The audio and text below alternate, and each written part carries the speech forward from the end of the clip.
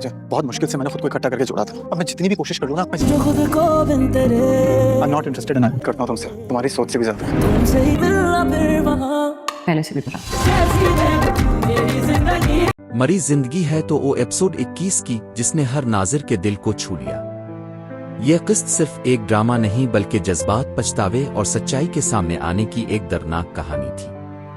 कभी कभी एक गलत फहमी इंसान से वो सब कुछ छीन लेती है जो उसके लिए सबसे ज्यादा कीमती होता है। इस किस्त में भी यही देखने को मिला जब छपी हुई हकीकत आहिस्ता आहिस्ता सामने आने लगी। जिन लोगों पर एतमाद किया गया वही एतमाद को ठेस पहुंचाने का सबब बने, जबकि जिस शख्स को कसूरवार समझा गया इसकी बेगुनाही के आसार नुमायां होने लगे।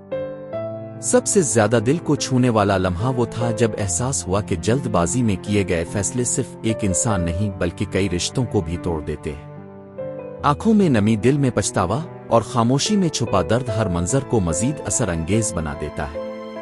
अब कहानी एक ऐसे मोड़ पर आ चुकी है जहां हर किरदार को अपने फैसलों का सामना करना होगा। क्या टूटा हुआ एतमाद दोबारा कायम हो सकेगा? क्या मुआफी से जख्म भर जाएंगे? कुछ फासले हमेशा के लिए रह जाएंगे? एपिसोड 21 ने यह पैगाम भी दिया कि सच चाहे देर से सामने आए, लेकिन जब आता है तो बहुत कुछ बदल देता है। यही वजह है कि इस किस्त ने नाजरीन के दिलों पर गहरा असर छोड़ा। आपके ख्याल में आगे क्या होने वाला है? क्या दोनों किरदार दोबारा एक दूसरे पर एतमाद कर सकेंगे? कहानी एक नए इम्तिहान की तरफ बढ़ेगी? अपनी राय कमेंट में जरूर बताएं। अगर आपको हमारी वीडियो पसंद आए तो लाइक करें, सब्सक्राइब करें और बेल आइकन जरूर दबाएं ताकि पाकिस्तानी ड्रामों की हर नई अपडेट सबसे पहले आप तक पहुंच सके।